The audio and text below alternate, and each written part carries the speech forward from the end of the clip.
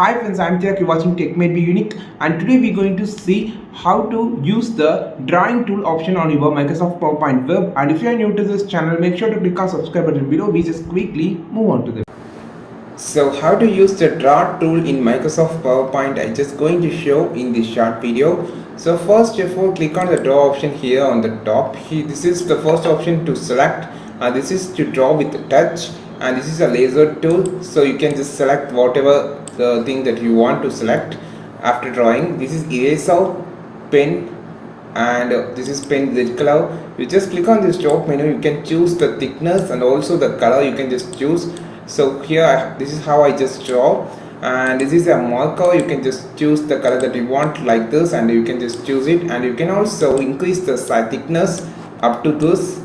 So this is how the thickness increased, and this is actually a pen. I just said that you can just draw whatever that like thing that you want to, like an arrow or whatever that you want.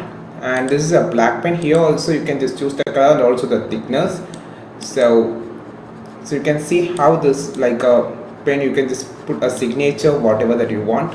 And this is the option to erase that particular thing. For an example, I just want to erase this thing.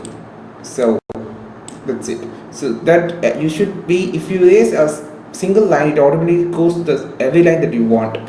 For example, if you started here and ended here, it will erase a single line that you started and ended, like that. If you want to erase that, you just, that's it. You can just erase it, and you can collect the thing that you want like this.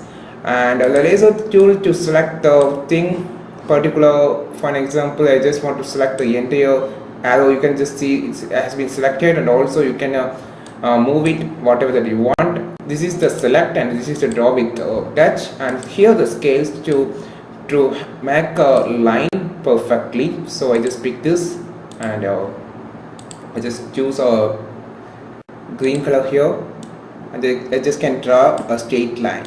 You can adjust the scale, and you can just show the straight line with this option.